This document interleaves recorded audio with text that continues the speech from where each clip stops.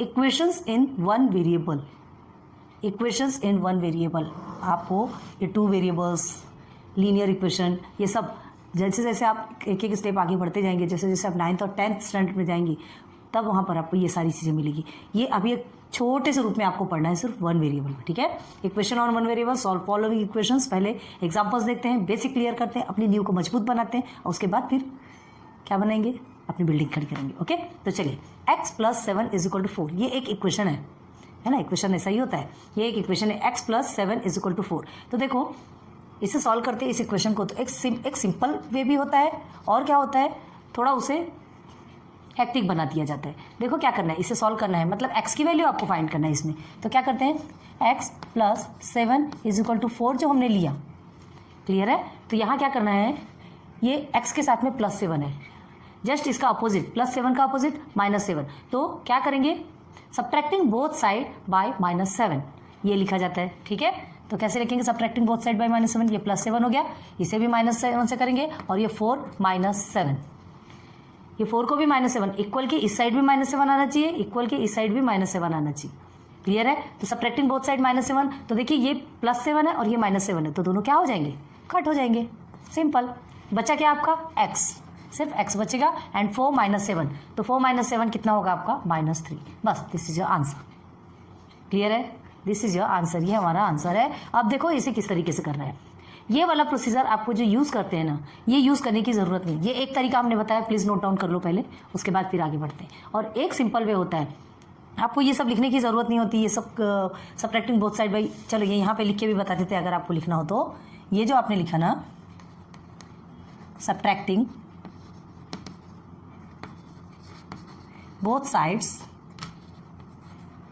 Bye -7, ये आपको लिखना पड़ेगा, है ना, अगर आपने सब्ट्रैक्ट किया तो। अब बस ये सब्ट्रैक्ट किया, सब्ट्रैक्ट करने के बाद ये कट हो गया, जो एक्स्ट्रा बचा वो x = -3 निकल गया।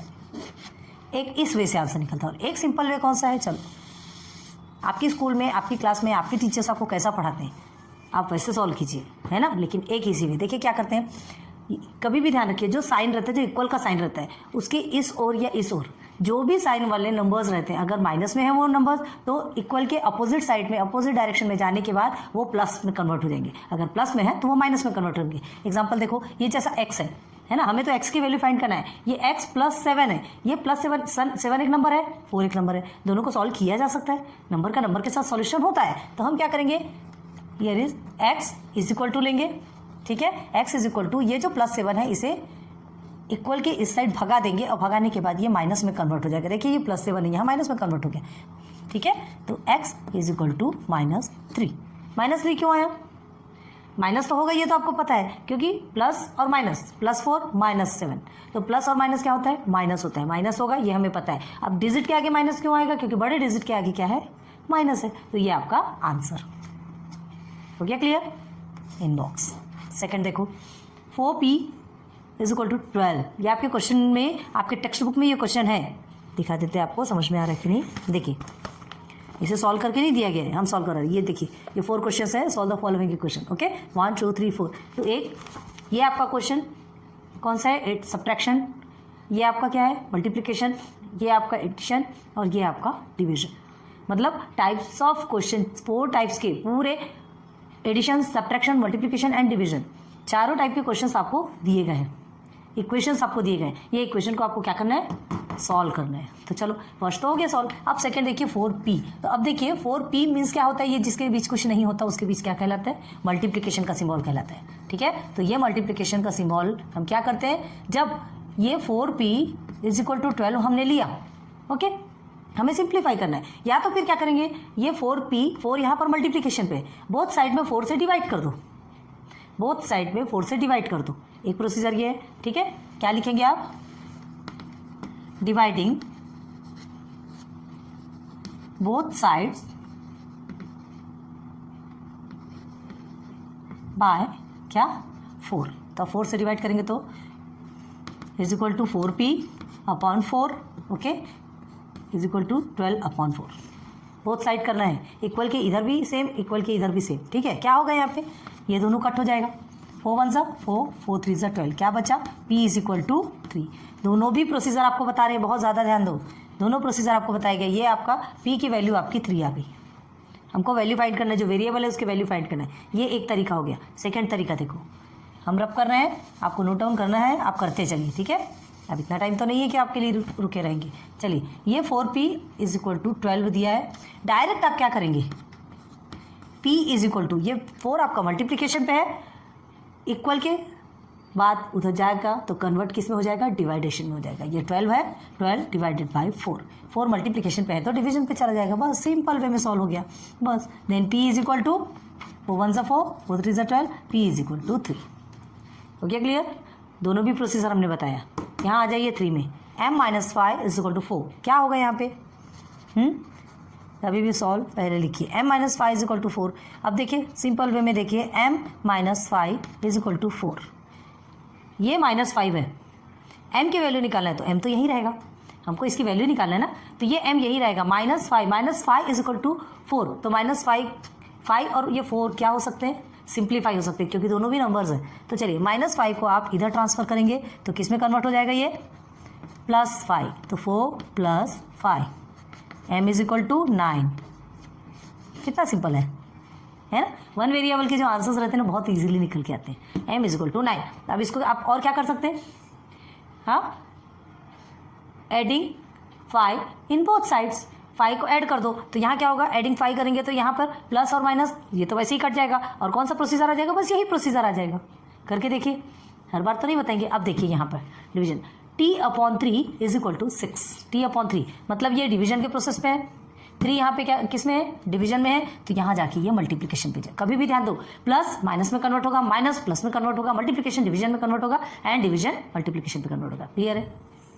माइनस को आप मल्टीप्लिकेशन पे नहीं कर देंगे या डिवीजन को आप सब्ट्रैक्शन में नहीं करेंगे, बहुत ध्यान देना है, ठीक है।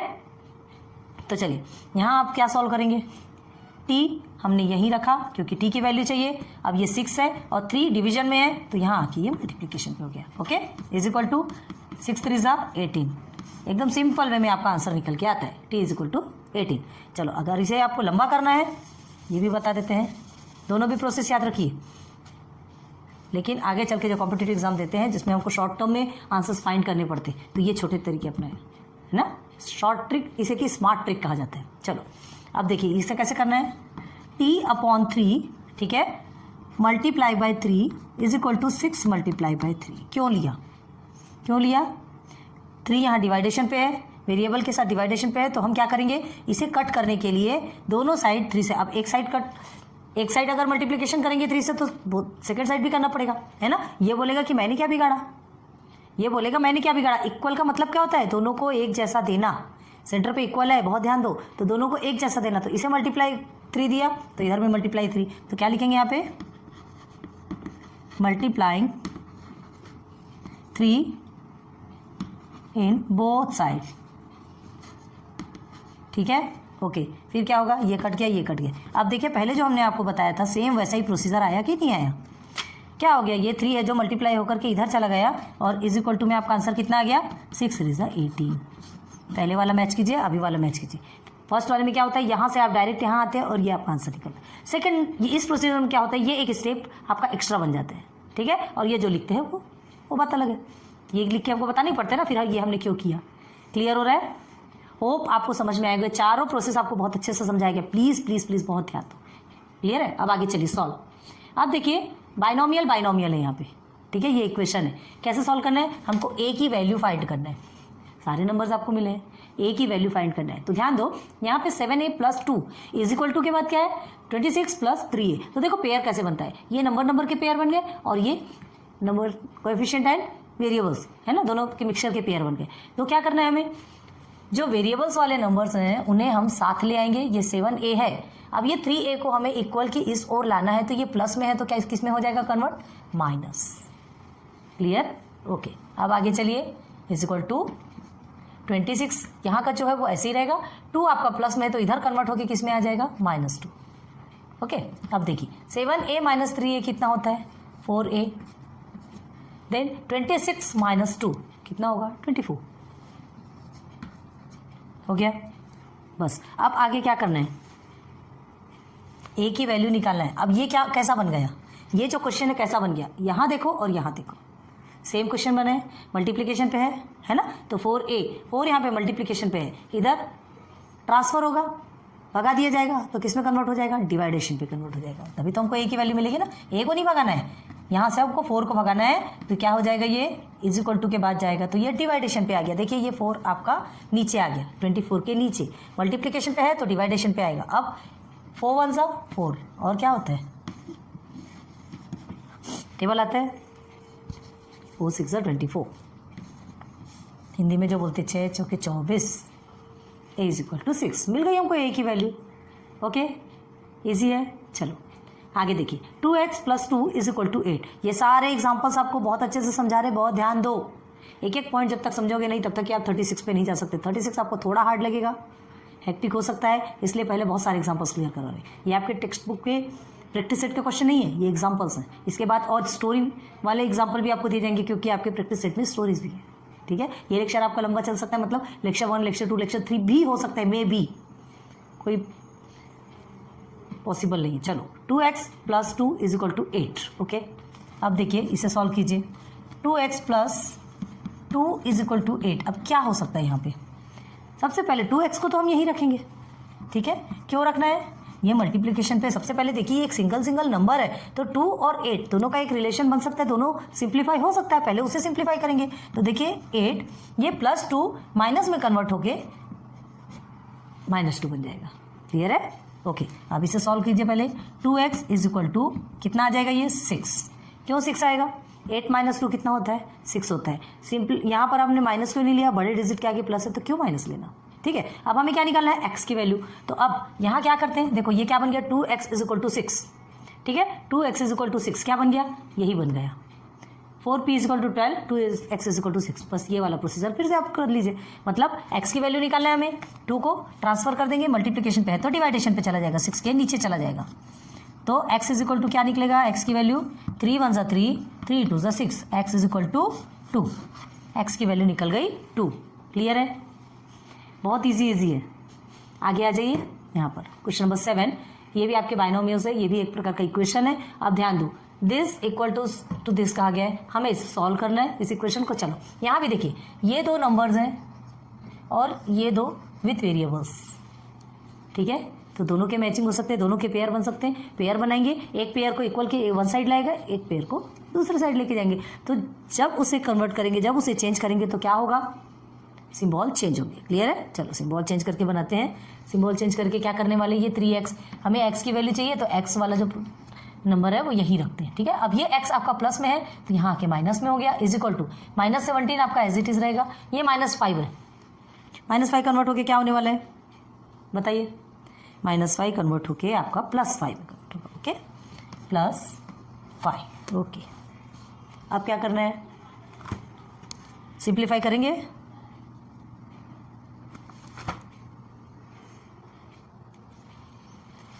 Three x minus x is equal to 2x। क्यों, देखो जिस x के सामने कुछ नहीं है इसका मतलब क्या होता है, 1 है ना, सामने कुछ नहीं, इसका ये मतलब नहीं कि कुछ है ही नहीं, इसके सामने होता है 1, तो 3 में से 1 को माइनस करेंगे तो 2 आएगा, x एज इट इज। ठीक है, अब देखिए -17 + 5 कितना होता है, -17 + 5, माइनस प्लस आपका माइनस होगा और बड़े डिजिट के आगे माइनस है तो हम माइनस ही रखेंगे। -17 + 5 12। ओके, अब देखो क्या करना है, x ज़्यादा बताने की जरूरत नहीं है, फिर से ये क्वेश्चन ऐसा ही बन गया। ध्यान दो, 2x is equal to -12, minus में है आंसर, उसमें कौन सी प्रॉब्लम है। तो देखिए -12 है, 2 को हम क्या कर देंगे, मल्टीप्लिकेशन है तो डिवाइडेशन पे लेके जाएंगे, and x is equal to 2 1 2, 2 6 12, minus रहेगा, x इज इक्वल टू -6।